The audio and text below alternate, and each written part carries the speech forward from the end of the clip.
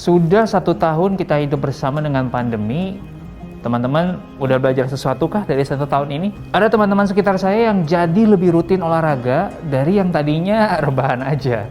Ada rekan kerja yang jadi memperhatikan kesehatan mental, bukan hanya soal kerja.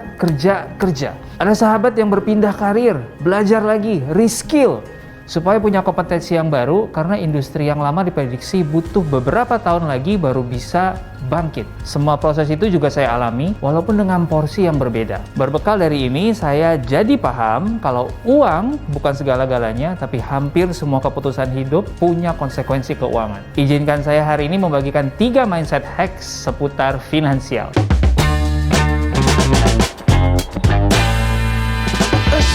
Nomor 1, perkuat defense. Ibarat teman-teman main bola, sulit buat kita untuk menyerang kalau pertahanan kita dikit-dikit gampang dijebol, teman-teman. Sulit juga buat kita untuk bicara soal investasi, soal nabung, kalau gaji kita masih bingung bocornya kemana. Saya akan bikin checklist cepat buat teman-teman. Apakah kamu sudah tahu pengeluaran terbesar kamu tiap bulan dipakai kemana? Apakah tempat tinggal atau kos? Apakah transportasi? Apakah biaya makan? Atau jangan-jangan borosnya untuk hal yang nggak penting-penting amat? Sayang teman-teman kalau duit kita ini dipakai untuk hal-hal yang konsumtif, padahal bisa kita jadikan produktif, alias bisa kita pakai untuk menghasilkan duit lagi. Berikutnya, apakah kamu sudah menabung minimal biaya hidup atau quote-unquote dana darurat untuk 3-6 bulan ke depan in case terjadi apa-apa? Apakah kamu sudah punya asuransi kesehatan atau BPJS supaya cash flow kamu nggak keganggu teman-teman kalau tiba-tiba sakit dan pengeluaran kamu untuk berobat lumayan besar? Dan terakhir, apakah kamu sudah punya asuransi jiwa? Terutama buat teman-teman yang punya tanggungan, kalau kenapa-napa jangan sampai orang yang kita tinggalkan, mereka nggak bisa melanjutkan hidup tanpa kita. 2, berstrategi untuk offense. Tadi kita ngomongin defense buat apa sih teman-teman? Supaya kita nggak lagi jadi orang yang dikit-dikit mikirinnya tanggal tua terus. Kok kayaknya nggak habis-habis mikirin itu. Dan kita juga jadi nggak dikit-dikit panik kalau ada tiba-tiba sakit. Yang paling mahal buat kita teman-teman adalah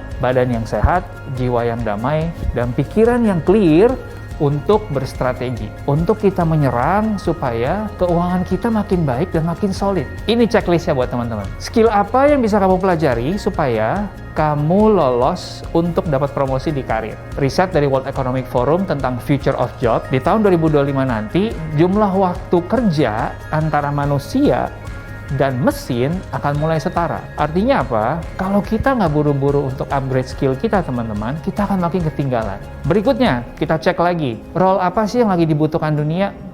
Jangan-jangan skill kita udah ketinggalan. Jangan-jangan industri kita yang emang sekarang lagi ketinggalan, sehingga kita perlu untuk bergerak ke pekerjaan-pekerjaan, ke skill-skill, ke industri-industri yang lagi hot. Ini menurut World Economic Forum. Di sebelah kanan saya teman-teman bisa ngeliat nih ya, ada 5 role yang lagi increasing demand, lagi banyak dicari. Ada data analytics, ada AI and machine learning, big data, digital marketing, dan process automation specialist. Sebelah kiri saya ada pekerjaan-pekerjaan yang secara permintaan semakin menurun dan akan makin menurun. Ada data entry, ada administrative work, secretary, accounting, dan masih banyak lagi. Lalu Mas Ruby, skill-skill apa yang perlu gue pupuk dari sekarang? Kalau menurut World Economic Forum, sekali lagi, riset mereka menunjukkan ada 15 skill penting yang kita semua perlu untuk garap, tapi saya akan kasih 5 aja yang paling atas.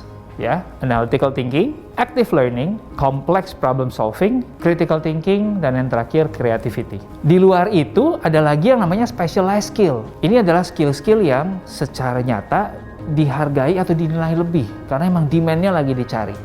Ada product marketing, ada digital marketing, ada software development, business management, advertising, dan ada lagi 15 yang lain yang teman-teman bisa pelajari lebih lanjut. Penting buat kita untuk aware dengan situasi dunia saat ini, memahami skill, memahami industri yang lagi hot, memahami role atau pekerjaan yang lagi dibutuhkan. Supaya kita nggak stuck di pekerjaan yang itu-itu aja, kita bisa beradaptasi sehingga penghasilan kita juga ya nggak segitu-segitu aja buat teman-teman. Nah, lalu checklist berikutnya untuk kita bisa menyerang dengan lebih baik, untuk bisa offense lebih baik, sudahkah teman-teman menyisihkan untuk investasi?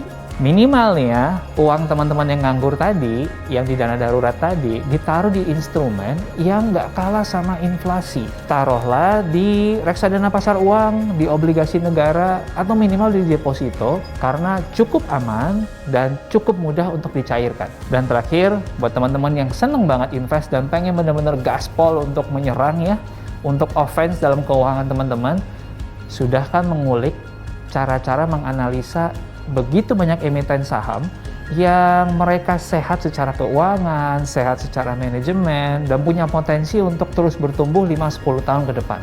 Kalau sudah, ini akan menjadi salah satu breakthrough buat teman-teman.